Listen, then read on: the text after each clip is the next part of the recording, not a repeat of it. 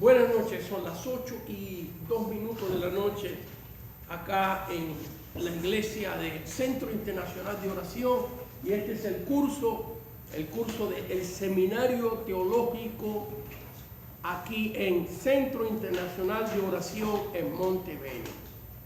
Seminario Teológico en Centro de Oración en Montebello, California. Y este es el libro que utilizamos, este es el material de la portada del libro, esta es la parte de atrás del libro y este es el grueso del libro. Y aquí están los 3 años de clase del curso. Así que este curso usted lo que necesita es este libro nada más, y por supuesto si quiere conseguir otros, yo le recomiendo no se encierra un solo libro, aunque sea el nuestro nada más. Siempre es bueno comparar con otros y estudiar y bendecir a otras personas que han escrito libros también. Así que si usted puede adquirirlo en Amazon o en eBay, en cualquier lugar del mundo. Otra vez, el libro se llama Seminario Teológico Práctico. Seminario Teológico Práctico, y Dios me concedió escribir este libro. Me tomó 14 años y con este libro se han entrenado muchísimos pastores, ministros, obreros, ya a través de muchos años, y esperamos que a ustedes les sea de bendición. Hoy estaremos en la página 28 del libro, la página 29, donde dice los logros de Cristo número 3, 29, página 29 del libro, me equivoqué, pero ahí estaremos hoy estudiando lo que es la justificación. Hoy vamos a estudiar lo que es justificación. Los estudiantes, prepárense, aparte de la hoja del libro que tienen, prepárense para anotar un poquitito más. Miren, eso de ustedes que son pastores y ministros, el propósito de este libro es que la iglesia tenga una herramienta para instalar su propio instituto bíblico. Su propio instituto bíblico. Y aquí, pastor, usted tiene 3 años de clases listas. ¿Qué hacer? Que es mi recomendación de muchos años que se ha usado este libro. Por supuesto no estaba en este formato, estaba en otros formatos, pero cuando entramos a Amazon, pues así se preparó el libro. Bueno, ¿qué usted hace? Usted estudia una clase a la semana.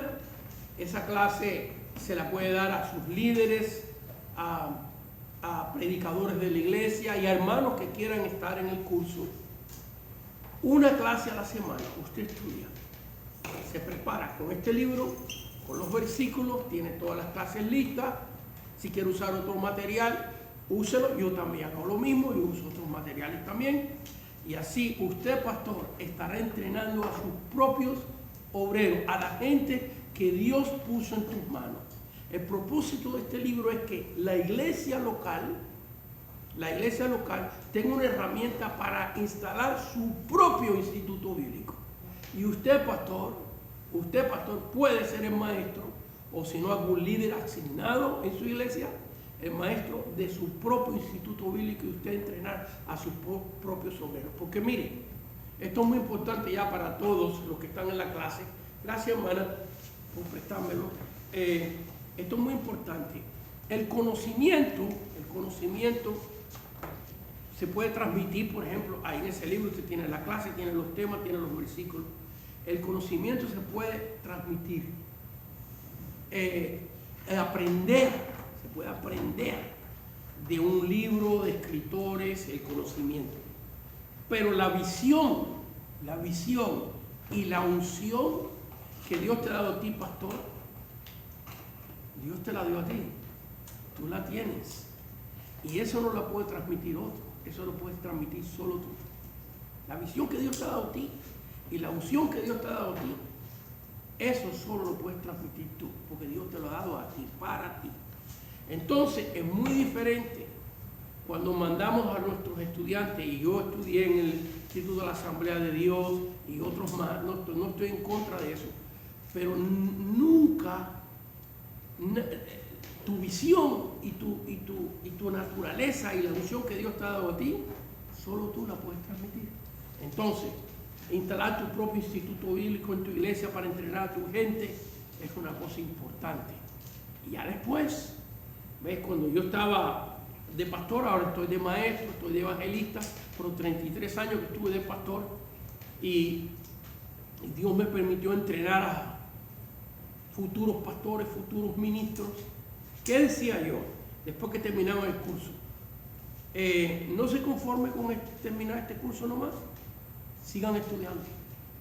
Pueden ir a otros institutos bíblicos también. Así que siempre hay que entender que estamos en un proceso de estudio y de preparación para Dios. Amén.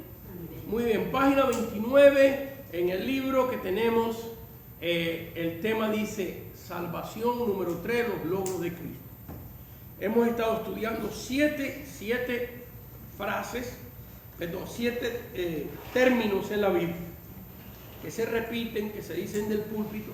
Por lo menos yo pensaba cuando los oía que era lo mismo. Pensaba que expiación, regeneración, propiciación, justificación, reconciliación, sustitución, regeneración, los oía del púlpito, están en la Biblia. Es más, los leía en la Biblia. Pensaba que era lo mismo. Sin embargo, hermanos míos, no son lo mismo. Cada uno de esos términos nos enseña una victoria de Cristo. Nos enseña un logro, una conquista que Cristo hizo a favor tuyo. Ya en esta clase hemos estudiado 3 de esos terminologías: expiación, redención y propiciación. Ya estudiamos esos 3. Entonces usted los puede conseguir esas clases en YouTube. Ahí están, gratuitamente usted puede entrar y poner Ministerio Aquiles Acosta y buscar todas las clases, más que todo el curso ya está grabado. Usted puede entrar y estudiar gratuitamente, el curso entero está grabado. Pero si quiere hacerlo en vivo conmigo, gloria a Dios. Bueno, voy a explicar los 7 términos brevemente, voy a dar los significados de estos términos. Los estudiantes que están aquí ya están orándole a Dios para que yo no haga esto. Diciendo, no, ya todas las clases usted lo dice, pastor. Nos vamos a aburrir. Bueno, quiero que lo aprendan al punto que se aburran. ¿Por qué? Porque eso quiere decir que está bien grabado en sus mentes. ¿Ok? Porque una vez que terminemos este curso, esta parte del curso, si usted quiere aprender esto otra vez, tiene que esperar 3 años que yo empiezo otra vez a dar el curso. Y esto es muy importante. Así que, brevemente, ya estudiamos expiación. Expiación significa la paga por tu pecado. La paga por los pecados, las acciones que hemos cometido. Muy bien. Redención. Redención significa la compra de nosotros. No solamente Cristo pagó por lo que tú hiciste, sino que Cristo te compró a ti y somos de Él. ¿Okay? Muy bien. El otro término que ya estudiamos, propiciación. Y ese es un término precioso, porque significa que tú a la vista de Dios eres algo ahora por los méritos de Cristo. Eres algo propicio, adecuado, aceptable. Vaya, en términos así mexicanos, muy filosóficos, muy elegantes, muy profundos, eres una chulada delante de los ojos de Dios. ¿Cómo la ven? Por los méritos de Cristo. Así que algunos de ustedes que me están viendo, que son predicadores, otros que están aquí en la clase, pueden decir, voy a preparar un mensaje titulado "Soy la chulada a los ojos de Cristo". Porque así lo dice la palabra de Dios. Propicio. Cristo te hace que el Padre te vea agradable. Y fíjate que eso es tan importante. Porque eso significa que a pesar de tus defectos, que los tenemos todos, cuando tú levantas las manos y adoras a Dios, Dios acepta tu adoración. Porque Cristo te hace propicio. Cuando tú estás pasando un día de tristeza, de dolor, de enfermedad, de lo que sea, y tú te arrodillas delante de Dios y oras, y tu oración la haces en Spanglish, un poquito español, un poquito de inglés, o llega un momento que se te van las palabras y lo que tienes es un gemido. A ver, ¿cuánto aquí en la clase le ha tocado alguna vez orar y ya no hay palabras para decirle a Dios lo que usted le quiere expresar? Porque es tan profundo en su alma y todo lo que te sale es un gemido. Delante de Dios. Y la Biblia lo dice, que gemimos delante de la presencia de Dios. ese gemido se convierte en olor fragante, se convierte en algo aceptable a los ojos de Dios, porque Cristo te ha hecho una propiciación delante de los ojos de Dios. Y en la última clase nos metimos bastante en ese término, porque es un término, yo pienso que el enemigo ha operado mucho en que no se conozca qué significa ese término, porque él tiene una herramienta muy eficaz por los hermanos. Por ejemplo, si un hermano está orando, el enemigo le viene de susurro y le dice: con todos los defectos que tú tienes, ¿usted cree que Dios te va a ver? ¿Ve? Y el enemigo, recalcando tu deficiencia, tu defecto, tus errores, tu falla, te roba la seguridad de tu estar delante, de que Dios te escuche, que Dios se deleite de ti. Y cuando tú te sientes así, te sientes que eres indigno de seguir orando, indigno de seguir alabando, y te callas. Y eso es lo que quiere el diablo. El diablo lo que quiere es callarte, totalmente callarte. Que tú te sientas tan indigno delante de Dios. Así que, ¿es verdad que somos indignos? Sí, aquí les acosta 50 años servir al Señor, todavía no soy digno. Somos indignos. Pero yo no vengo a Dios en mis méritos. Ahí está la clave. Que tú creas eso. Que se te metan huesos en el alma. Si la persona no entiende que ha sido propicio, que Cristo te ha hecho aceptable a los ojos de Dios, el enemigo te va a derrotar siempre. Porque siempre vas a tener un defecto. En esta vida no vas a llegar a la perfección. Luchamos para ser perfectos delante de Dios. Tratamos. Y eso es lo que Cristo quiere ver, que tú trates, que tú luches cada día de tu vida por agradarlo a Él, por glorificarlo a Él. Pero el enemigo siempre te va a derrotar, a no ser que tú te agarres de estos términos. ¿Ves? Él pagó por mi pecado. Yo soy de Él. Él me compró con su sangre. Y Cristo me hace ver como los querubines. ¿De qué material eran los querubines que estaban encima del propiciatorio, con las alas hacia adelante representando? Fíjense, los querubines estaban en el propiciatorio. Los que quieran ir a estudiar eso, Éxodo capítulo 25. La tapa del propiciatorio era como la tapa de esta mesa, de este tamaño más o menos. Y aquí había un querubín, aquí había un querubín, y tenían sus alas hacia adelante. ¿Qué significan esas alas? Oración, alabanza. ¿Y qué estaban mirando los querubines? ¿Por qué Dios con esos querubines dijo que quería estos querubines mirando hacia el propiciatorio con las alas hacia adelante? Porque eso no es normal. Los querubines tienen las alas para atrás. Pero Dios le dijo así a Moisés: quiero que los haga, y que los haga a martillo. En el tabernáculo solamente habían dos cosas: martillo, el candelabro y estos querubines. Y rápidamente, porque me estoy metiendo demasiado en lo que es propiciación, pero pienso que muchos de estos detallitos no se los di en la clase pasada, y además eso Dios me los está trayendo.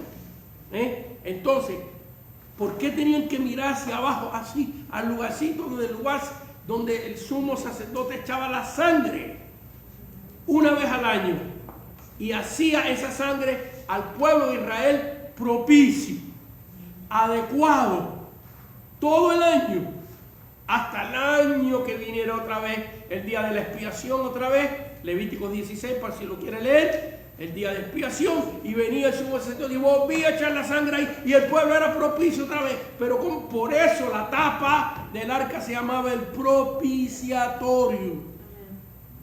En inglés me encanta el término que se le da a la tapa del arca, se llama mercy seat, el lugar de misericordia. Mercy seat, seat significa asiento. Mercy, misericordia, el lugar, el asiento de misericordia, donde se asienta la misericordia de Dios. Me encanta ese término en inglés, porque nos da otro sabor. Se parece, ese término en inglés, the mercy seat, es un término más cercano a la palabra hebrea original, el lugar que estaba sentada la misericordia de Dios. Qué tremendo, mire. mejor que me calme porque me está dando ganas de predicar y tengo que aguantar. ¿Ve? Entonces, los querubines, fíjense, porque allí eran propicios, ¿cómo los mandó Dios a hacer? Con las alas hacia adelante, en otras palabras, aquí oigo tu alabanza.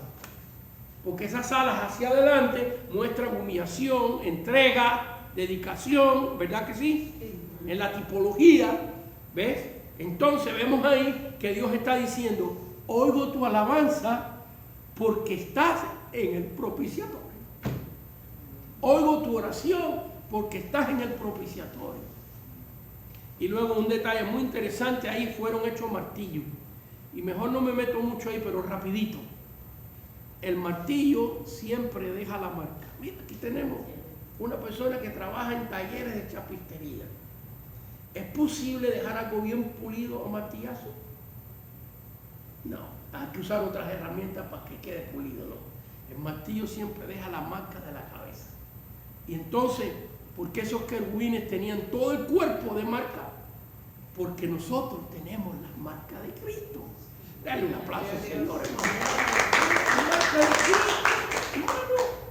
Entonces, ven, todo ese simbolismo de cientos y cientos, 1000 y pico de años, 1500 antes de Cristo, y van pasados 2025 después de Cristo, son 3525 años de allá, desde el propiciatorio aquí. Dios está diciendo, cuando tú vienes delante de mi presencia, ¿por qué oigo tu alabanza?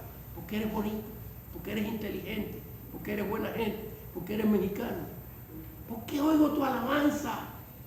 Ah, porque has aceptado a mi hijo. Y al aceptar a mi hijo, tu alabanza me es propicia, me es adecuada. Y por eso usted no ha oído hermanos desafinados en el culto cantando. Hay algunos hermanos que dicen, yo quiero cantar una especial. Así me pasó a mí, pero no voy a dar la historia. Me pasó a mí.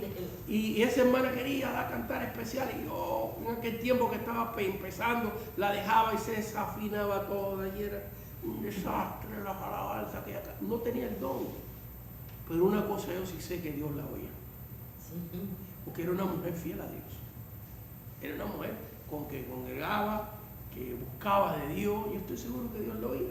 Sin embargo, nosotros no queríamos oír. Créame, hermano, que eso era la peor cantante que he oído en mi vida. No he oído una peor que eso. Eso era como si usted, mira, yo lo comparaba a como si usted tuviera las uñas largas y se para en una pizarra y la hace. Así era. La pista iba por un lado, ella iba por el otro. Pero ella tenía una gana de adorar a Dios. Bueno, al principio mi ministerio permitía eso. Bueno, ¿cuántos de nosotros vemos en la congregación que te toca una persona al lado? ¿Qué tú estás diciendo? Mejor que se calle. Pues estoy seguro que Dios la oye. Porque usted cree que haya sobre la tierra una persona que cante mejor que los ángeles que Dios tiene delante de su trono. Vaya, que la mejor voz de aquí de la tierra para adorar a Dios es una bendición para nosotros, pero en relación a calidad nadie le puede ganar a los ángeles. Sin embargo, Dios nos oye a todos. Amén.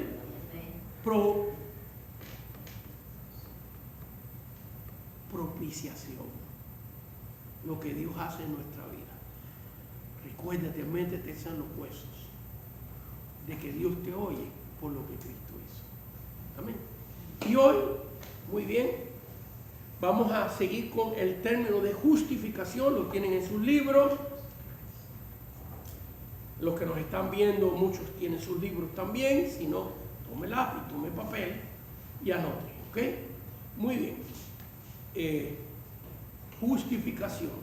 Declarar justo o absolver a un criminal. Ese viene siendo el significado. Depende de dónde en la Biblia. Hay veces que cuando usted ve redención en la Biblia, en un lugar, y ve ese término en otro versículo bíblico, hay veces que el significado varía un poquito, porque el contexto, los demás frases y versículos alrededor hacen que el significado cambie un poquitito, ¿ves? Así como nosotros decimos el propiciatorio es el lugar donde hacen propicio adecuado, y sin embargo en inglés ellos tradujeron más del hebreo esa palabra que significa el asiento de misericordia, ¿ves? Entonces la palabra justificación en algunos lugares representa en la Biblia, cuando lo leemos, declarar justo y absolver a un criminal, ¿ves? Por darle una historia bíblica así por arribita, ¿Barrabás era culpable, sí o no? Sí. Sí. ¿Y Cristo era culpable, sí o no? No. Sin embargo, él quedó culpable y Barrabás quedó absuelto. ¿Usted sabe esa tipología en la Biblia a quién se refiere? ¿A quién ustedes creen que se refiere? Nosotros somos Barrabás. A nosotros somos Barrabás. Éramos culpables. ¿Pero quién pagó por nosotros? Cristo. Cristo tomó el lugar de Barrabás. ¿Ven? La Biblia, lo que hemos enseñado en este curso muchas veces, lo que son las tipologías, las representaciones en la Biblia. Color blanco representa pureza, color azul los celestiales, color rojo sacrificio, ¿ves? Etcétera, etcétera. La Biblia está llena de representaciones espirituales. Muy bien. Romanos 8, lo tienen en sus notas, está ahí. Romanos capítulo 8, versículos 33 y 34. Vamos a ir viendo estos términos. Recuerden, si quieren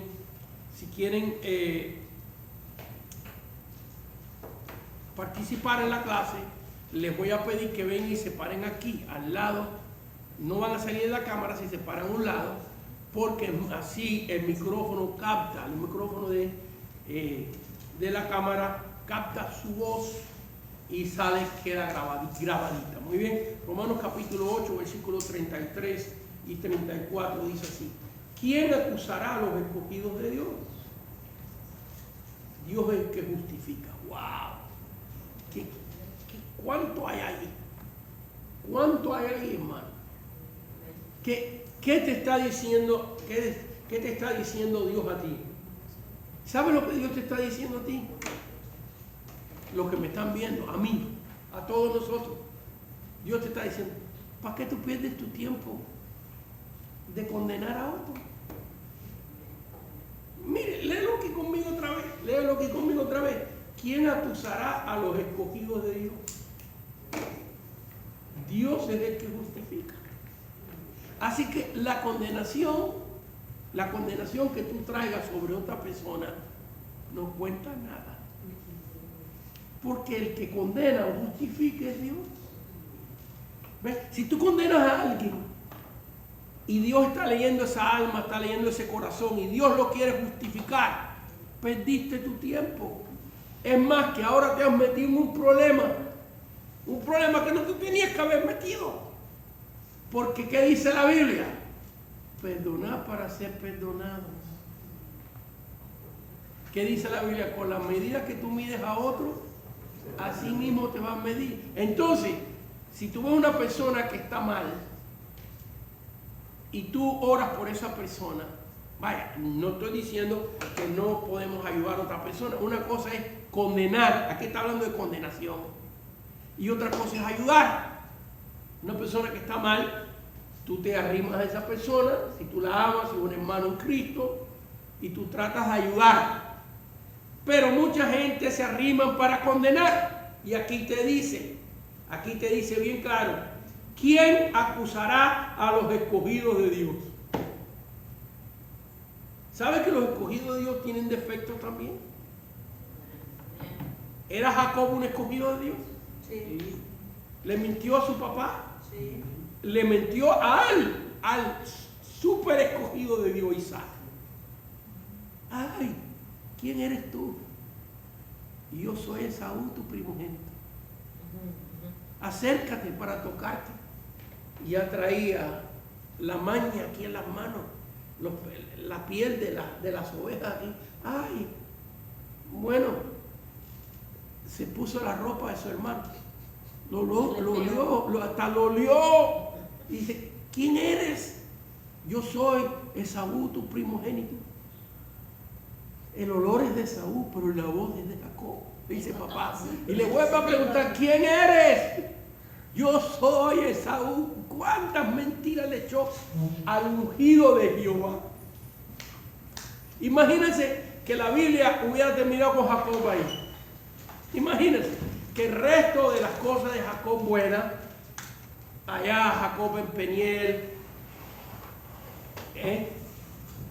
Jacob en Betel, Jacob en Peniel, el lugar de la escalera, el lugar que el ángel tocó su costado, no estuviera eso en la Biblia. La Biblia se hubiera acabado con él.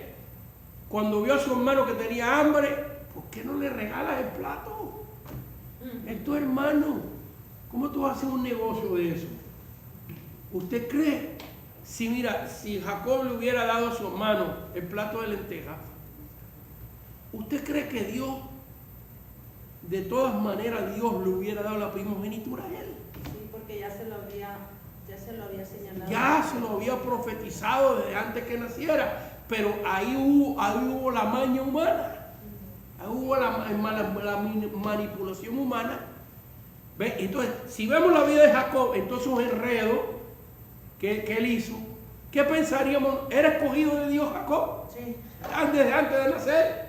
Sí. Hubiéramos dicho, no, ese se fue para el infierno.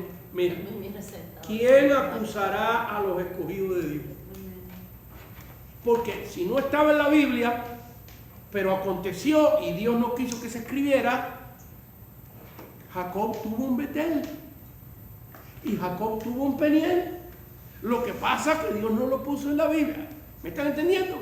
En caso que Dios no lo hubiera puesto en la Biblia, tú nunca te hubieras enterado de cómo Jacob cambió, de cómo Dios hizo la vida en él, porque era el escogido de Dios. Entonces, en relación a la vida, a la justificación, dice aquí, ¿quién acusará a los escogidos de Dios? Dios es el que justifica. Entonces, hoy hay un problema en la vida cristiana. Y otra vez, esto no quiere decir no digas nada, no ayudas a nadie, no te metas si tú ves un hermano que está mal. No, tú puedes hablar, tú puedes juzgar la acción, pero nunca la persona. Nunca la condenación. Nunca condenar el alma de nadie. Porque al fin y al cabo el que decide sobre Dios, no nosotros. Así que hay gente que invierte tanta energía en esto. Ay, que está mal, que está bien, hasta se le va la bendición y ahora forzaste la mano de Dios. Porque como tú juzgaste, ahora Dios tiene que cumplir su palabra en ti. Ya que esa persona es tan celosa de Dios, pero es tan celosa que se ha cegado. Porque esa persona tiene también ya defectos. Tiene ya cosas que pueden ser juzgadas también, porque todos los tenemos. Y ahora te metiste en un problema, solito. Entonces, ¿cuál es la actitud? Bueno, ¿sabe qué? Dios es el que justifica. Dios te justifica a ti, Dios te ayuda a ti, Dios va a ayudar a esos otros. Amén. Queremos que todo el mundo sea fiel. Dios quiere que todo el mundo sea fiel. Pero si tú ves a alguien que está en lo incorrecto, tienes derecho como hermano en Cristo a hablar, a tratar, de bendecirlo, de orar, de ayunar. ¿Ves? Pero nunca jamás condenar su alma. Porque no te metas en problemas. ¿Ves? Porque eso le pertenece solo a Dios. Solo Dios va a decidir quién va al cielo y quién no va. Ninguno de nosotros va a decidir eso. Así que vemos aquí que Romanos capítulo 34 dice, ¿quién es el que condenará? Mira otra vez. Cristo es el que murió, más aún el que también resucitó, el que además de esto está a la diestra de Dios Padre, el que también intercede por nosotros. ¡Wow! Tremendo. Entonces, para empezar con la justificación, ahí tienen. ¿Ves? Que la justificación en tu vida viene a través de los méritos de Cristo. ¡Qué bendición! Muy bien, subtítulo 2, en las notas, ¿cómo se explica esto? ¿Cómo lógicamente podemos tener, aunque sea un poquito de luz, cómo opera la justificación? Mírenlo aquí. En Romanos capítulo 5, versículo 18, lo tienen en sus notas, tienen en sus notas. Romanos capítulo 5, fíjense que vamos a usar bastante el libro de Romanos, el libro de Corintios, que habla mucho de la justificación en Cristo. Romanos capítulo 18, versículo 19. ¿Okay? Dice, así que como por la transgresión de uno vino la condenación a todos los hombres. ¿Quién fue el uno que hizo la transgresión? ¿Quién fue? Adán. Y por esa persona, y Eva no. Fíjate qué curioso está eso, ¿verdad? Porque casi siempre, aún la Biblia, cuando menciona la transgresión, menciona a Adán y menciona a Adán y menciona a Adán. Y hay un par de versículos ahí que menciona a Eva también. Pero vamos a decir, de 30 hasta 40 versículos que habla de la transgresión, menciona a Adán. Y quizás unos 3 o 4 a Eva, no más. ¿Por qué? Porque Dios puso a Adán como cabeza. ¿Quién comió primero? ¿Quién le dio al manso de Adán que comiera? Y oiga, mira, Eva está delante del árbol, tiende la mano y come. Porque Dios no hizo que cuando extendió la mano se le quedara seca. Una electricidad. ¡Ay! Me acordé lo que dijo Jehová. Nada. Qué fácil es agarrar un calambre, ¿verdad? Que Eva hubiera. ¡Ay! Qué hermosa está esa fruta, es codiciable para comer. Y que cuando diga eso le caiga amargura en la boca. Que la fruta se le haga fea, que se le vaya la vista. Dios podía haber hecho tantas cosas. No hizo Dios. ¿Estaría Dios ahí? Sí. Cuando Eva está delante de la fruta contemplándola. Cuando está hablando con Satanás. ¿Estaría Dios ahí? Sí, amén. ¿Por qué no se metió? Porque Dios respeta el libre albedrío. Exactamente. Y cuando Eva hizo así, ¿por qué en la mano le hizo? Sino la agarró. Y que recuerdan cuando estudiamos eso, que Dios le había dicho, no la toquéis. A Adán no le dijo nada que no la tocara, a Eva. No comeréis ni la toquéis, le dijo. Y ella la agarró y mordió.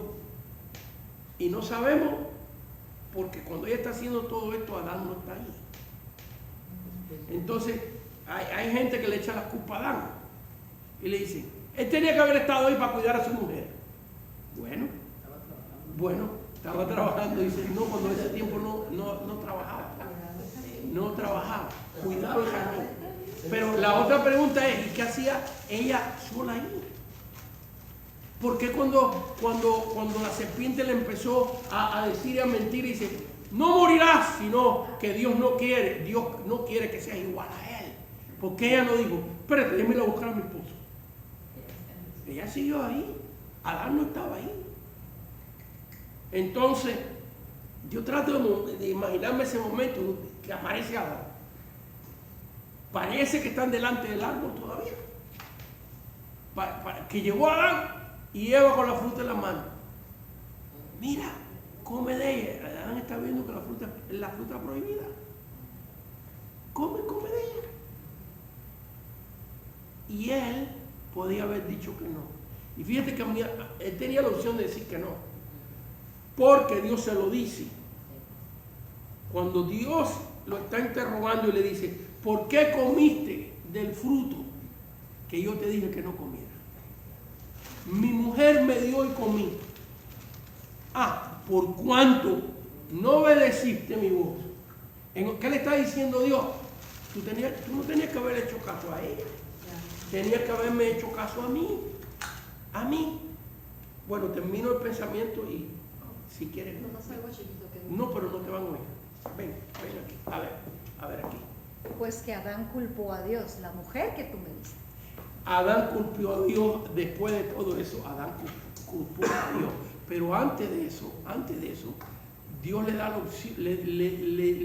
Ya era muy tarde, ya había comido. Pero lo que Dios le quiso decir es, si me hubieras hecho caso a mí, ¿ves? no tenías que haberle hecho caso a ella. Entonces, vemos aquí, hermanos míos, que estamos leyendo aquí lo que pasó ahora en el Nuevo Testamento. Así que como por la transgresión de uno. ¿Cómo que de uno? ¿Y ella qué? Ok. Así que por la transgresión de uno, eso tiene una respuesta. Porque los dos eran uno. ¿Sí o no? De hecho, pastor, cuando ella come del fruto, ella no ve que están desnudos. Hasta que él come del fruto, entonces se les abren los ojos y ven los dos al mismo tiempo. Muy buena, muy buena. Entonces los dos entonces quedan desnudos después que Adán come. Bueno, ¿por qué aquí dice? Por la transgresión de uno, porque los dos son uno. ¿Ok? Así que eso lo incluye a ella también. Vino la condenación a todos los hombres. Nacen todos los hombres condenados. ¿Nacen todos condenados? Sí. Aquí dice que sí, Sí. porque todos tienen una naturaleza caída. Sí. Y eso lo vemos con nuestros hijos, que nacen inocentes, lo más inocentitos del mundo, y llega un momento que te empiezan a echar una de mentiras. Y tú dices, ¿dónde aprendió esto? Que se crió en la iglesia. Aunque papá y mamá nunca le hubieran echado mentiras, porque a veces que aprenden. Pero aunque papá y mamá nunca hubieran echado una mentira a ellos, con todo y eso, tarde o temprano el pecado se va a manifestar. Porque es una herencia de Adán. Lo dice aquí bien clarito. ¿Ok? Así que como por la transgresión de uno vino la condenación a todos los hombres, de la misma manera, de esta misma forma, igualito, por la justicia de uno, vino a todos los hombres la justificación de vida. Pero hay que interpretar ahí a todos los hombres, y ahí no incluye mujeres. Pues claro, en la palabra a todos los hombres está incluido mujeres también. ¿Ok? Y a todos los hombres y a todas las mujeres no. A todos los hombres y todas las mujeres que acepten la justificación de Cristo. Porque hay que aceptarla para que tenga efectividad. ¿Ves? Es como una persona que vaya al doctor y le manden una medicina. Y esa persona va a la botica, compra la medicina, la pone al lado de su cama y dice, qué bonita está la medicina. Dicen por ahí que tiene mucha efectividad. Muy buena, ¿verdad? Y pasó un día y sigue él, pero qué bonita está la medicina.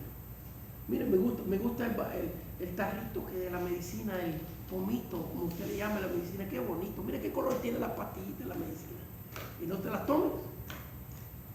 Entonces la justificación es igual.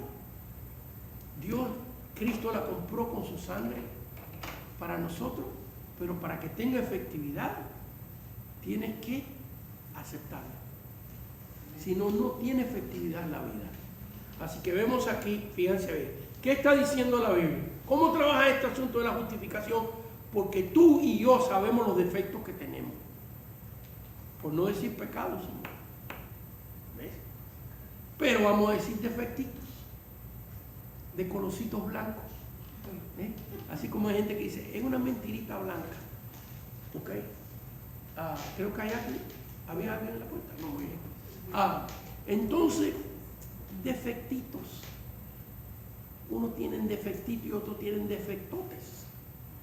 ¿Cómo entender esto de la justificación? Mira, así como tuvo tanta efectividad de transmisión la transgresión de Adán, donde hay una evidencia clara, toda persona que nace va a pecar. No hay ninguna persona que nazca, ya chino, japonés, blanca, negra, azteca, mexica, inca, anglosajón, lo que sea. No importa de dónde sea, qué cultura tenga, qué idioma hable, va a pecar. Va a pecar. Así que ahí hay una prueba, una evidencia de que el error de aquel tuvo el poder de transmitirse en cada ser humano. Y aquí, ¿qué nos dice aquí la Biblia?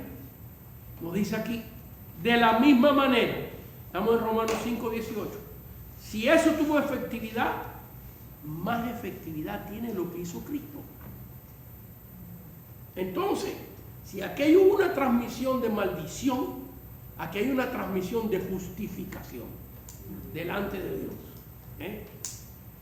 ¿Somos culpables? Somos culpables. Pero si Dios te declara justo,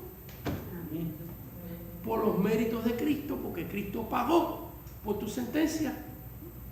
Versículo 19, porque así como por la desobediencia, y nos vuelve a dar otra, fíjense que aquí la Biblia nos da otro ejemplo, porque así como por la desobediencia de uno, de los muchos, perdón, porque así como por la desobediencia de un hombre, los muchos fueron constituidos pecadores, así también por la obediencia de uno, los muchos serán constituidos justos. Y fíjense como la palabra que utiliza, muy buena la traducción ahí, constituido. Porque ¿qué es una constitución? Es un documento y una ley que no se puede cambiar. Usted no puede decir, ¿sabe qué? Yo quiero ser ciudadano americano, pero la Constitución de los Estados Unidos no me gusta. Así que cámbiala. Nadie no se va a cambiar porque tú digas. Entonces, esto lo constituyó Dios. ¿Qué constituyó Dios? Y aquí aparece 2 veces esa palabra, ¿ves? Dios te ha constituido justo, pero por los méritos de Cristo. Nunca por los méritos de nosotros, siempre por los méritos de Cristo. Así que, seguimos adelante aquí. Cristo tomó nuestro pecado, estamos en el subtítulo 3, sobre él y puso su justicia sobre nosotros. Así que los pecados tuyos, ¿a dónde fueron a parar? ¿Alguien me puede decir? El fondo del mar. En el fondo del mar. A Cristo primero. En el fondo del mar. Hermana Miriam, te voy a aclarar algo de eso. Porque yo sé que usted es una mujer de Dios y una mujer que ha llevado mucho tiempo la obra de Dios. Pero en caso que tú no sabes esto, que hay hermanos que son buzos y que van hasta la profundidad del mar y te sacan todos los pecados que uno ha tenido. Y el diablo es buzo también. Ese versículo bíblico es un versículo precioso, muy lindo, me gusta. Está en el Antiguo Testamento. Pero en el Nuevo Testamento, en un ratito vamos a ver dónde han ido a parar tus pecados. La Biblia nos dice exactamente en qué lugar Dios ha puesto tus pecados. Pero lo que queremos aquí es ver en 2 Corintios 5:21 que hay un intercambio. 2 Corintios 5:21 hay un intercambio. Hay un intercambio de a dónde, quién toma tus pecados y quién pone sobre ti algo. 2 Corintios 5:21 dice así: al que no conoció pecado, por nosotros lo hizo pecado. A ver, hermana, ¿dónde fueron a parar tus pecados? En Cristo. En la cruz, exactamente. Porque otra vez, el diablo es buzo y va y te lo saca de la profundidad del mar. Eso era en el Antiguo Testamento. Ahora en el Nuevo Testamento nuestros pecados no caen sobre un becerro, no caen sobre un animalito que se ofrecía como sacrificio, sino cayeron sobre el Cordero de Dios, sobre Jesús de Nazaret. Al que no conoció pecado, por nosotros lo hizo pecado, para que nosotros fuésemos hechos justicia de Dios en él. Así que aquí hay un intercambio. ¿Cuál es el intercambio? Cristo tomó tus pecados como si yo tomara esta camisa, me la quite y se la pongo al hermano Guzmán. Y el hermano Guzmán se quite su camisa y me la dé a mí y me la ponga yo. Estoy tentado a hacer la ilustración físicamente aquí delante de la cámara para que se vea, pero la camisa del hermano Guzmán no me va a servir a mí. Y la mía le va a quedar grande a él. Pero, ¿qué hizo Cristo? Tomó tus pecados y los puso sobre él y tomó su justicia y la puso sobre ti. Me recuerdo hace muchos años prediqué un mensaje prediqué un mensaje acerca de la justificación y me fui muchos años atrás, me fui a un lugar de segundo y me compré un saco, una chamarra, un saco. Y agarré ese saco, lo tiré en el lodo, lo embarré, le hice hueco y yo llegué a la iglesia con mi traje. En aquellos tiempos se usaban siempre traje. Y yo llegué con mi traje, pero bien, y llegué a la iglesia, pero entré a la oficina del pastor y me quité mi saco y me puse el saco todo ripiado. Y entonces cuando estaba predicando esto en un lugar de mensaje, había un hermano ahí que más o menos yo oía que tenía un saco bonito y era la talla más o menos mía. Entonces le dije, venga acá hermano, venga acá, venga para acá. Y el hermano pasó y le dije, a ver, quítese su saco, quítase su saco. Y el hermano se quita su saco y yo me quito todo el saco, todo sucio, arrapiento, le eché cachú, le eché mustard, el amarillo, le eché de todo. Y entonces le puse el saco ese a él y agarré su saco bonito y me lo puse y lo dejé ahí. Y él estaba parado en la plataforma bajo el púlpito con todo el saco sucio y yo me fui para el púlpito a propósito y seguí predicando y él me miraba y la gente me miraba y él me miraba y vaya, esperé un rato para que esto se quedara bien metido en la cabeza de la persona y él me miraba y yo seguía predicando y llegó un momento, esto es lo que Cristo hizo. Cristo tomó mi pecado y lo puso sobre él y tomó su justicia y la puso sobre mí. Y todo el mundo dando gloria a Dios, ¿no? Y eso es exactamente cómo trabaja la justificación del Señor. Ahora hay otro aspecto de la justificación. Y lo vemos aquí en el subtítulo número 4, Colosenses capítulo 2, versículos 13 y 14. Si quieren opinar, levanten la mano y vengan hacia la cámara. A ver, okay. Déjame leer. Colosenses capítulo 2, versículos 13 y 14. Muy bien. Y lean este versículo que tiene que ver también con la justificación. ¿Qué pasa con la justificación? ¿Qué significa la justificación? Ok, ya sabemos, Cristo pagó por tus pecados. Cristo, expiación, Cristo pagó por tus pecados. Redención, Cristo me compró para ser de Él. Propiciación, Dios Padre me ve propicio por los méritos de Cristo. Justificación, Cristo tomó mis pecados, los puso sobre Él y puso sobre mí su justicia. Muy bien. Y mire aquí un detalle muy importante. Versículos 13 y 14. Colosenses 2, 13 y 14. Y vosotros, estando muertos en pecados, en la incircuncisión de vuestra carne, os dio vida juntamente con Él, perdonando algunos de los pecados. No todos. No todos están aquí, no están durmiendo. Perdonando todos los pecados. Aquí viene otra cosa muy importante que significa justificación. Anulando el acta. ¿Qué significa anular? Quitar, borrar, quitar. Cuenta. Vaya, a ver, que me está viniendo esto. Dos teams de fútbol están jugando.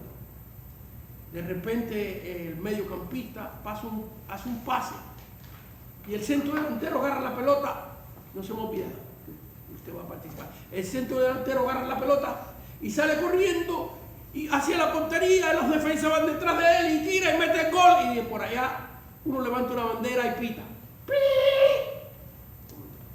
Fuera de lugar. Los que saben un poquito de fútbol saben lo que está diciendo. Todo eso que pasó no existió, quedó anulado. No existe. Miren lo que pasa con el récord de tus pecados. Vaya, que aquí nos lleva a otro lugar en la Biblia que vamos a ir en un momentito. Hay un récord de pecado. ¿Y usted cree que al Señor se le escape uno? No. Cuando dice, no ha subido la palabra a tu boca cuando ya yo la conocí. Muy bien. Anulando el acta de los decretos que había contra nosotros, que nos era contraria, quitándola de en medio y clavándola. ¿Dónde? ¿Dónde están los pecados que hemos cometido? En la cruz del Calvario. Pero la cruz no existe. La cruz físicamente no existe. Pero sí existió.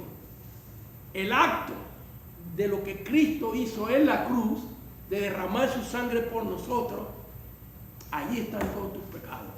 Y allí sí que nadie los puede sacar. De la profundidad del mal es posible. El diablo puede. Y muchos hermanos van, por muy escondiditos, con muchos años que han pasado, te lo sacan. Pero en la cruz, deja que lo saquen. El que quiera, no cuenta. No cuenta, porque allí ni el diablo puede entrar ahí. Solamente Cristo. Amén. Y aquí van a escuchar la voz de mi esposa, que va a hacer un comentario. La hermana Yolanda Ríos Padilla de Acosta. Bueno, quería aportar de que precisamente cuando estás leyendo esa porción de que todos los pecados están clavados en la cruz, quería dar una ilustración para entender un poquito más este término. Bueno, Jesucristo viene a ser como un fiscal. ¿Qué es lo que hace un fiscal? Representa los intereses legales de una nación. En este caso, un fiscal de aquí de los Estados Unidos está ahí para llevar los procesos de los acusados, para declararlos tanto culpables como inocentes. En este caso, todo aquel que ha infringido la ley, cuando nosotros aplicándola, ¿verdad? Cuando nosotros infringimos la ley, o todo el tiempo antes de conocer lo que infringimos la ley, en el momento que éramos catalogados ante los ojos de Dios como criminales, venimos al tribunal del Mesías.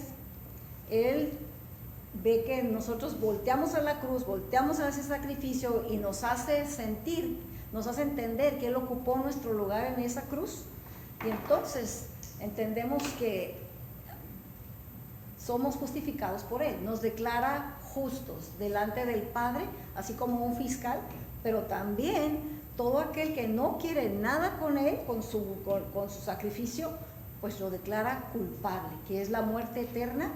Y también puedo ver esto en Isaías 53:11, donde empieza a hablar, voy a parafrasear un poquito, donde empieza a describir, porque sabemos que esa porción o ese capítulo habla de esa obra integral que llevó nuestras enfermedades, padeció nuestros dolores, el castigo de nuestra paz fue sobre Él, Él cargó con nuestros pecados, con nuestras iniquidades y con nuestras rebeliones. Pero en el versículo 11 dice que y verá el fruto de su aflicción, por el sacrificio de Él justificará a muchos. Entonces ahí ya estaba hablando el profeta Isaías, con la revelación que se le dio, que íbamos a ser justificados a través del sacrificio de Jesucristo. Amén, gloria a Dios. Bueno, así es. Gloria al Señor. Quiero que muchos de los que están aquí en esta clase son maestros, predicadores, otros son hermanos que llevan mucho tiempo ya estudiando la palabra de Dios, y algunas porciones bíblicas, hermanos, que hay veces que traigo, pues ya ustedes las conocen, ya las han leído, pero recuérdense que siempre la palabra de Dios nos enseña algo nuevo y algo fresco. Y entonces aquí en Colosenses capítulo 2, versículo 14, nos habla de un acta de decretos que había contra nosotros. Amén. Dice había. Concéntrese en ese verbo. Anulando el acta de los decretos que había. ¿Qué significa que había? Que ya no hay. Pero también significa que hubo un tiempo que hubo. Cada uno de nosotros teníamos un acta de ¿qué? De decretos espirituales contra nosotros, que en otras palabras son pecados, que nos era contrario. Y cuando aceptamos a Cristo, quitándola de en medio, En otras palabras, esa acusación que había contra nosotros por causa de los pecados que nosotros habíamos cometido quedó registrada en el cielo y estaba contra nosotros, estaba en el medio de tú y Dios, y no podíamos llegar al Señor ni a Dios por causa de esa acusación. Pero al aceptar a Cristo, anulando el acta de los decretos que había contra nosotros, que nos era contraria, quitándola de en medio y clavándola en la cruz.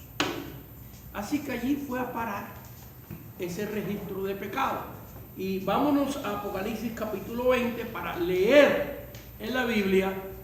Puede hacer muchas personas que nos estén viendo, de todas maneras, esto queda grabado y no sabemos cuándo terminará YouTube y cuándo terminará Facebook, porque fíjense, había un tiempo que eran discos y después vinieron los cassettes y después vinieron los cartuchos aquellos grandotes VHS y después ahora vino los CD y ahora viene una cajita así y quién sabe qué va a pasar con YouTube y Facebook, pero mientras que existan, todo esto queda grabado para que otros vean, para que otros estudien lo que Dios nos permite hacer aquí en esta clase de Instituto Bíblico y lo que Dios está haciendo a través de muchos otros hermanos a través del mundo. Nos vamos a Apocalipsis capítulo 20, versículo del 2 en adelante, y aquí nos habla de esa acta. De aquí nos habla de esa acta que estaba contra nosotros y qué pasa con ella. Muy bien, y dice: y vi los muertos grandes y pequeños de pie ante Dios. Fíjense que cada palabra, cada frase aquí cuenta, no quiero invertir demasiado tiempo en esto, sino ir al grano, pero ¿por qué de pie? Pues cuando se va a juzgar y sentenciar a una persona en una sala de juicio, ¿qué se le dice? ¿Qué le dice el juez a la persona cuando se va a dictar la sentencia? De pie. Póngase de pie. Muy bien, de pie. Así que eso que vemos hoy en día en una sala de juicio es muy viejo. ¿Okay? Mira, aquí está. De pie ante Dios, el juez. Y los libros fueron abiertos. ¿Cuántos libros? Muchos. Los significa muchos. Pues tienen que ser muchos, porque son los libros donde están registrados los pecados. A ver, les pregunto a ustedes, ¿cuántos rollos de libros? O debería decir, ¿cuántos almacenes de libros tenía usted? Bueno, Guzmán, ¿qué usted cree? ¿Usted cree que había un almacén entero lleno de libros? Bueno, usted no está contestando, pero su esposa está diciendo que sí. Es que depende cuántos años. A ver, hermano Iván, ¿cuántos almacenes usted cree de libros habían guardado ahí contra usted? Biblioteca. Una biblioteca entera. Yo creo que todos nosotros, ¿verdad? Qué linda es la palabra de Dios. Dice aquí, y los libros fueron abiertos. Así que llega el día de juicio y ahí el Señor va a sacar en todo. ¿Y cómo no hay apuro? Porque después de aquí empieza la eternidad, viene la nueva Jerusalén. Así que no hay apuro ninguno. ¿Cuánto va a durar este juicio final? ¿Quién sabe? Porque ya aquí son seres espirituales. Estos muertos que están delante de Dios no están en carne, están en espíritu y alma. En espíritu y alma. Están aquí. Y la iglesia que está aquí está en espíritu y alma, con cuerpo glorificado. Así que para hacer este juicio, allí vamos a estar todos. Y los libros fueron abiertos. Y otro libro, fíjense que hay una coma y una diferencia. Y otro libro fue abierto, el cual es el libro de la vida. Así que note que hay una diferencia entre los libros y un libro, el libro de la vida. Hay una diferencia. Y fueron juzgados los muertos por las cosas que estaban escritas en el libro, en los libros según sus obras. Otra vez, y fueron juzgados los muertos por las cosas que estaban escritas en los libros según sus obras. Así que en esos libros en plural, no en el libro, sino en los libros, están escritas los pecados, las obras de cada individuo que ha vivido y que va a vivir en este mundo. Están ahí. Y van a comparecer delante de Dios. Y van a ser juzgados, dice aquí la Biblia. Y fueron juzgados los muertos por las cosas que estaban escritas en los libros según sus obras.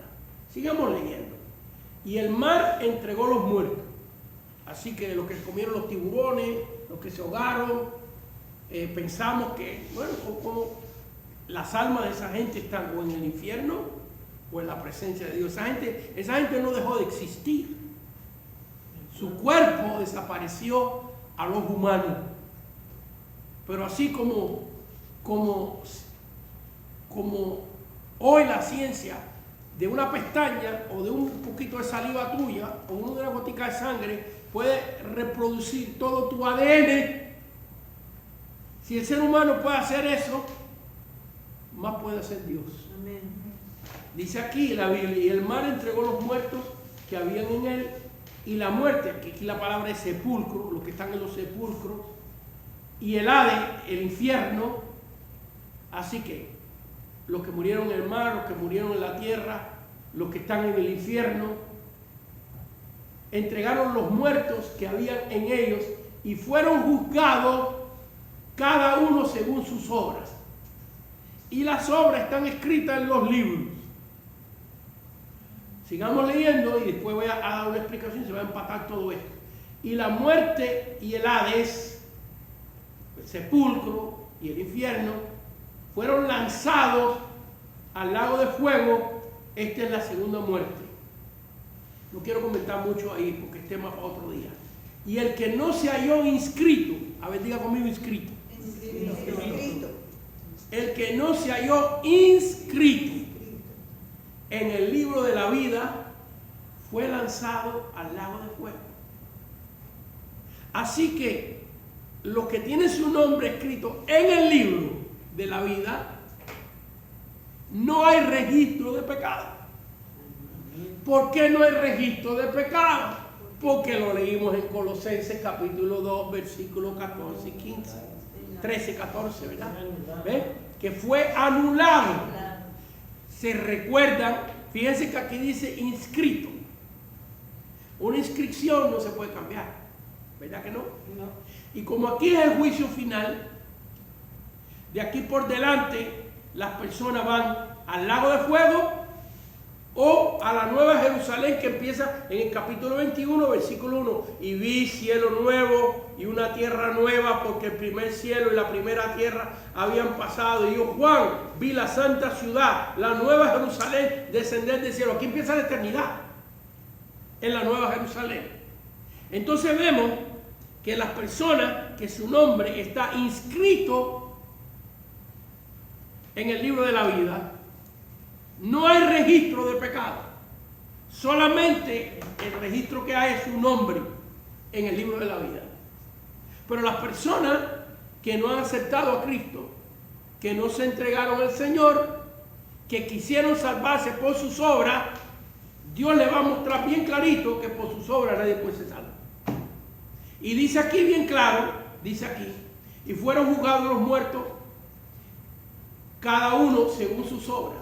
Y la muerte y el Hades fueron lanzados al lago de fuego. Esta es la segunda muerte. Y el que no se halló inscrito, para los que están inscritos en los libros, aquí dice, el que no se halló inscrito en el libro de la vida fue lanzado en el lago de fuego. Ahora hay algo un poquito curioso aquí que quiero dejárselo a ustedes.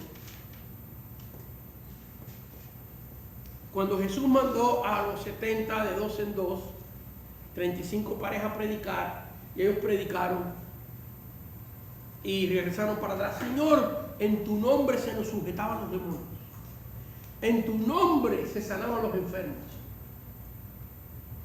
El Señor les dijo, déjenme parafrasear eso. Déjenme parafrasear eso. El Señor les dijo, eso está muy bien, pero hay algo mejor. Lo estoy parafraseando, no lo estoy diciendo literalmente, deliberadamente lo estoy parafraseando. Hay algo mejor, que nuestros nombres estén escritos. Y dice que ahí no dijo inscrito, sino escrito en el libro de la vida. ¿Y qué diferencia una sola palabrita?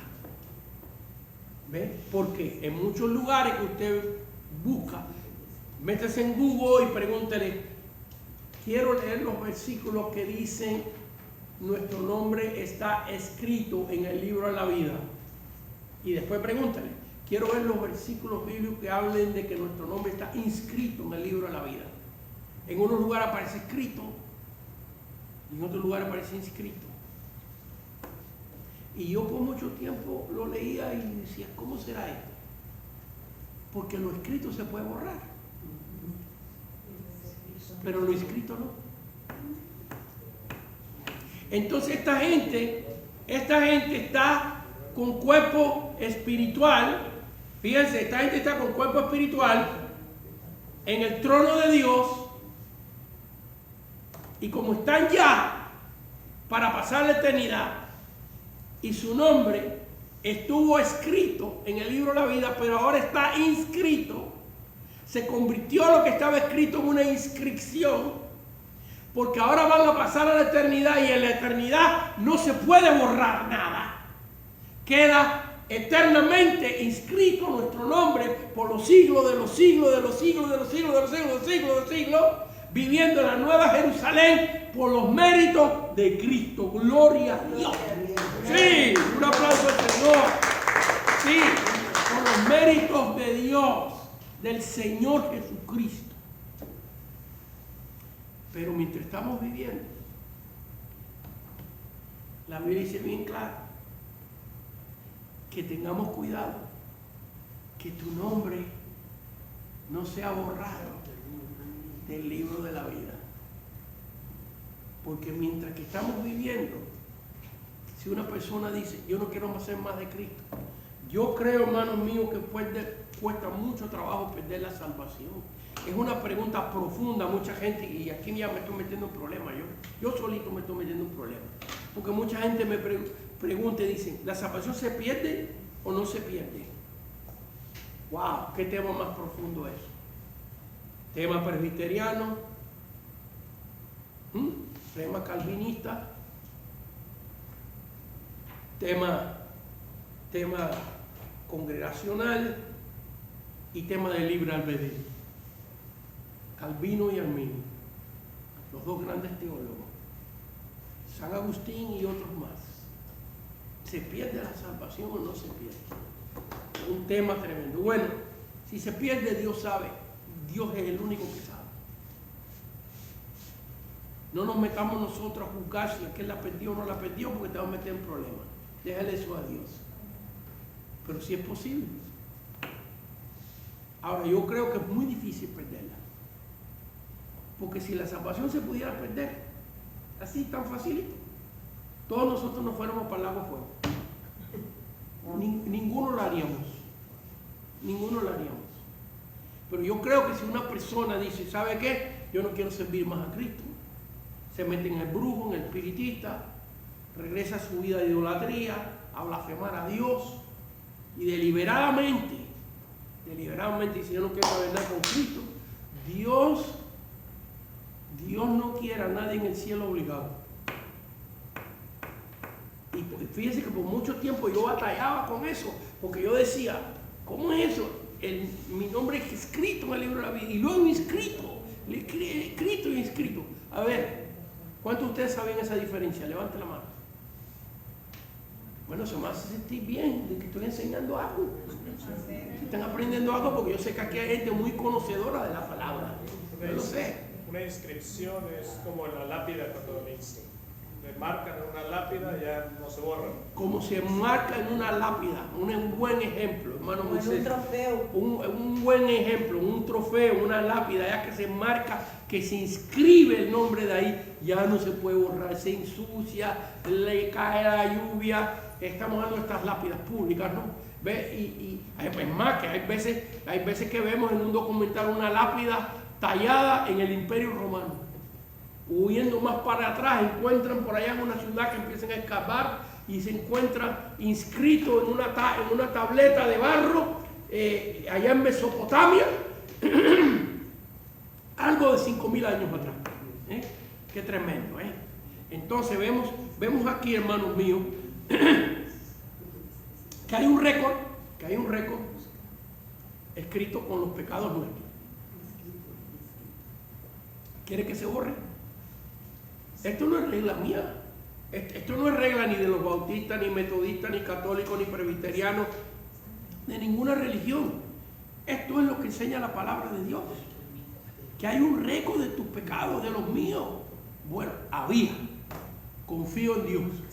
Por los méritos de Cristo, cuando tú aceptas al Señor, la palabra justificación significa, fíjense, es un término, justificación es un término legal. Juez, juicio,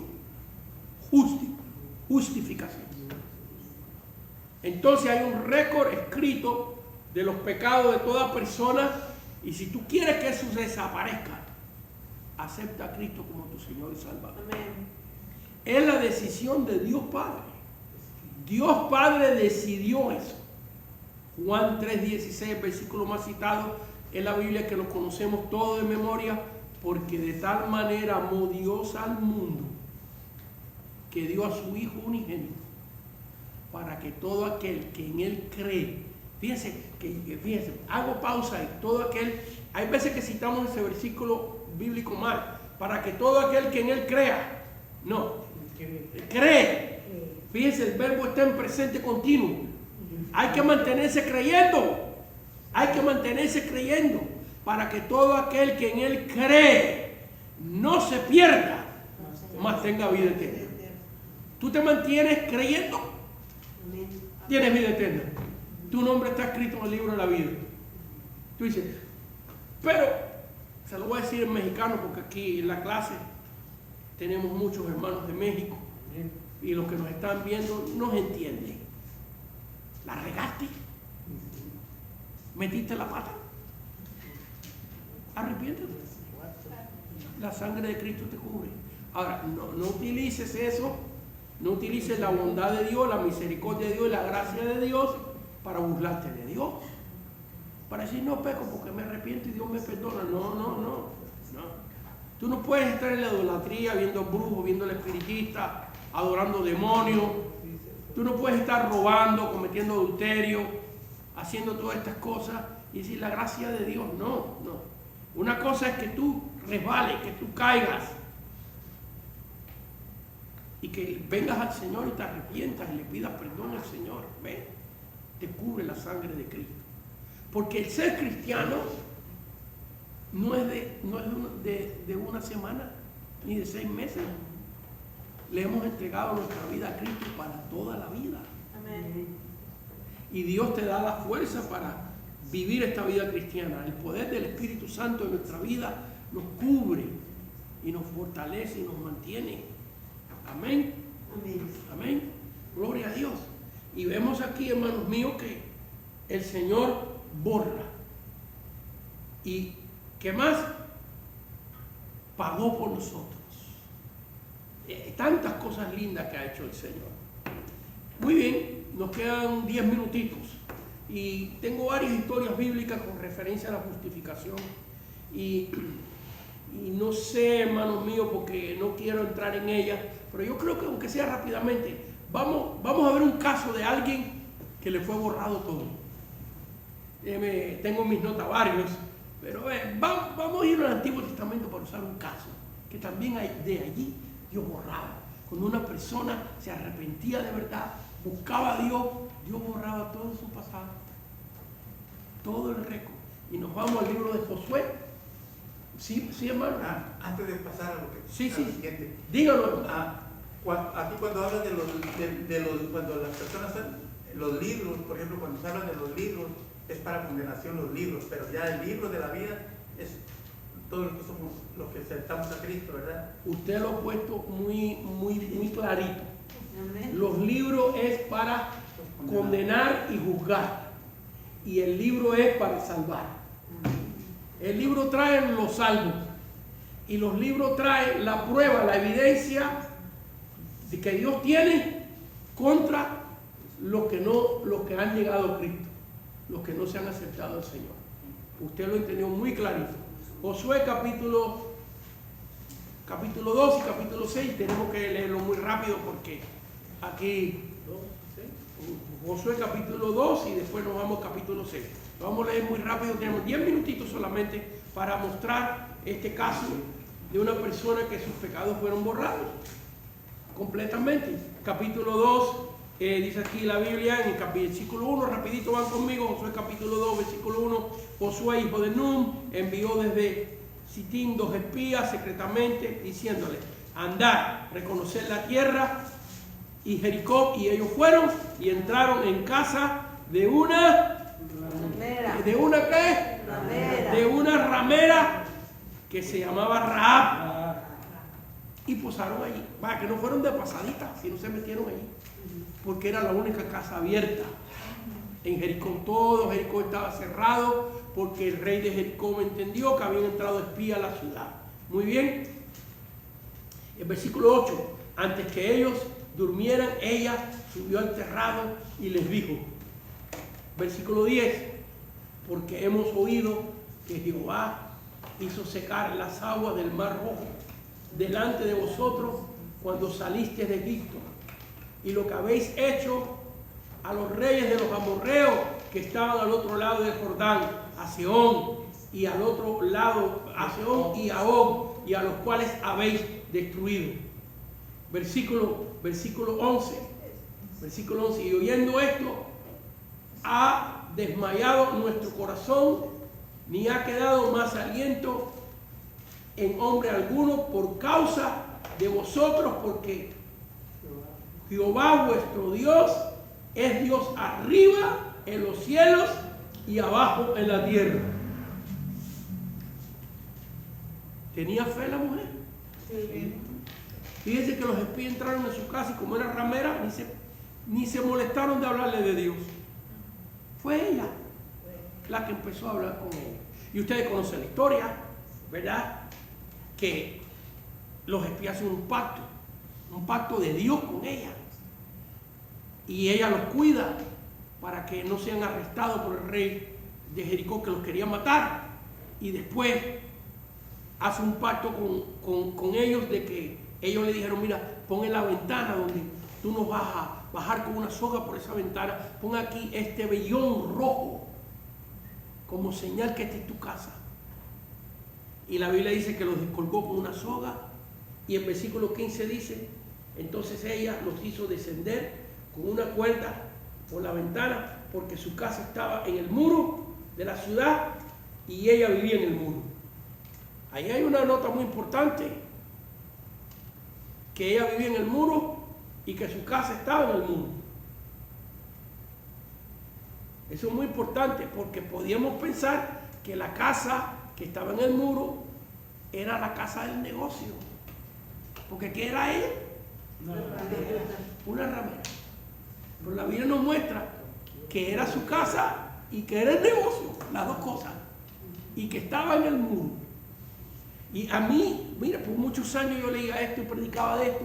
Y hace como unos 3, 4 años, de repente estoy leyendo esto y digo, espérate. ¿Por qué Dios no le dijo a Josué, ¿para qué tú vas a mandar espías? ¿Cuál es el propósito de mandar espías? Examinar la ciudad. Porque Josué es un general. Querían ver por dónde se colaban, por qué parte del muro estaba más débil para tumbar la ciudad. Entonces yo leo esto y digo, pero espérate, que Dios le hubiera dicho a Josué, ¿para qué tú vas a mandar espías? Sí, mira, lo que yo quiero es que ustedes le den 7 vueltas a la ciudad. Sí, conocen conmigo, ¿verdad? Ustedes son conocedores de la palabra. Que le den 7 vueltas a la ciudad y que toquen las trompetas después del 7º día y yo voy a tumbar las murallas. Entonces, si Dios iba a tumbar las murallas, ¿qué necesidad había de mandar espías? Para analizar por dónde entrar, por dónde romperla, por dónde poner las escaleras, por dónde conquistar la ciudad de Jericó. No tenía sentido. Pero Dios podía haber parado a Josué y no lo paró. Lo dejó. ¿Por qué? Porque Dios no podía tumbar las murallas. Hasta que esta mujer, que era la única en la ciudad que tenía fe, hasta que ella terminara su pacto con Dios. Y por eso Dios deja que Josué vaya. Porque si esta mujer no tiene la oportunidad de confesar su fe, de entregarse para ser parte del pueblo de Dios, una mujer con fe en la muralla está impidiendo a Dios tumbar la muralla. Porque el justo no puede perecer con los pecadores. Amén. Por eso Dios libró a Lot. Por eso Dios libró a Noé. Y nos paseamos por toda la Biblia. Y Dios dijo, ok, José, manda a los 2 espías porque yo necesito que esta mujer confiese. Esta mujer que tiene fe en su corazón que nadie sabe. Porque esta confesión que ella hizo no podía hacerlo delante de la gente de Jericó. Porque consideraban a Israel a los enemigos. Esto lo tenía ella solita en su corazón. Y Dios la vio. Y Dios dijo, yo no puedo tumbar. Y fíjense que no le dice nada a Josué. No lo para hasta que la mujer confiesa. Amén. Y es en el capítulo 6. Hasta el capítulo 6 donde Dios le dice a Josué, mira, prepara al pueblo para que le dé 7 vueltas a la ciudad, todos los días una vuelta, y en el 7º día le van a dar 7 vueltas y van a tocar las trompetas.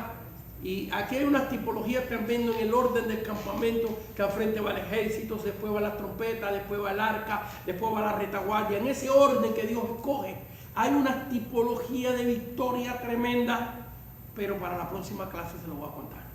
Pero ahorita terminarle esto. Llega el momento, el pueblo da una vuelta diaria a la ciudad, 7 vueltas en el 7º día, toca las trompetas, el muro se derrumba y nos vamos al capítulo 6, versículo 20. Entonces el pueblo gritó y los sacerdotes tocaron las bocinas. Y aconteció que cuando el pueblo hubo oído el sonido de la bocina, gritó con gran vocerío y el muro se derrumbó. ¡Qué tremendo!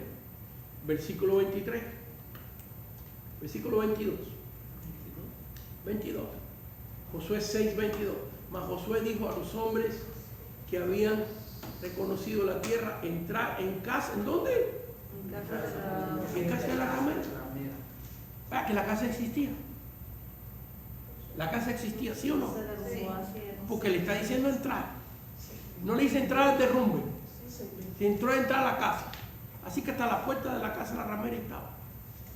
Entrar a casa de la ramera y hacer salir de allí a la mujer y a todo lo que fuere suyo, como lo juraste.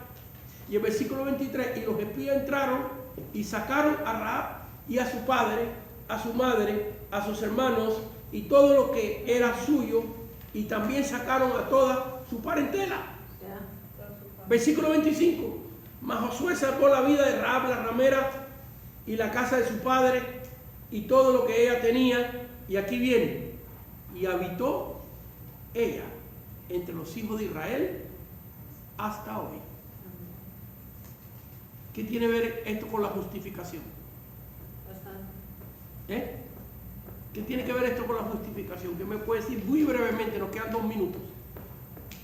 Bueno, lo digo yo. El perdón de pecados. Que Dios borró todo. Ahora, un detallito muy interesante que a lo mejor ustedes me han oído varias veces explicarlo porque es bonito, ¿verdad?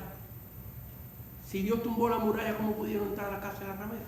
Porque la casa de la ramera estaba ¿dónde? En el muro. ¿Y si Dios tumbó el muro? No lo tumbó todo. No lo tumbó todo. Dios salvó. Yo me lo imagino así porque el muro era alto, ¿no? Y la casa de ella estaba alta porque descendió a los espías con soga. Si la casa estuviera en el piso abajo, se salen por la ventana y ya está. ¿Ves? Así que por lo menos 8 o 10 pies estaba ahí y Dios tumbó el muro. Yo me imagino que todo quedó destruido más el pedacito de muro que estaba abajo de la casa. Y ahí en la ventanita, el bordón rojo. Pero ahora, en 2 minutos, Mateo capítulo 1. Rapidito, terminamos. Mateo capítulo 1. La pregunta es, estamos hablando de la justificación. ¿Qué es la justificación? Que Dios borre el récord de todo lo que hemos hecho por los méritos de Cristo si nos mantenemos en la fe. Amén. ¿Ok? Mateo capítulo 1,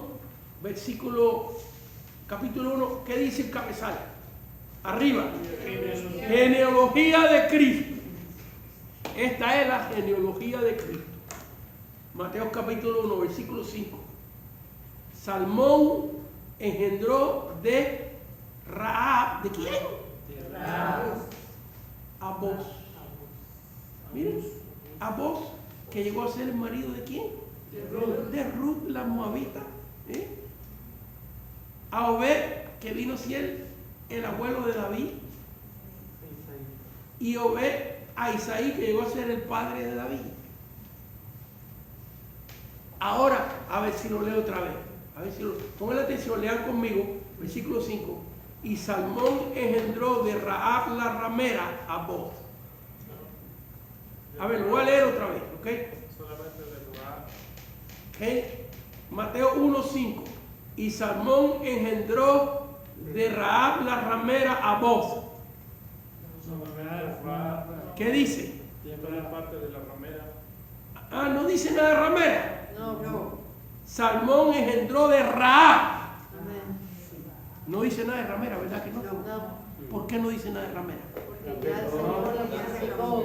Porque Él anuló el acta de nuestros pecados. Y esto también lo hacía en el Antiguo Testamento, cuando había una fe genuina. No hizo lo mismo con Ruth.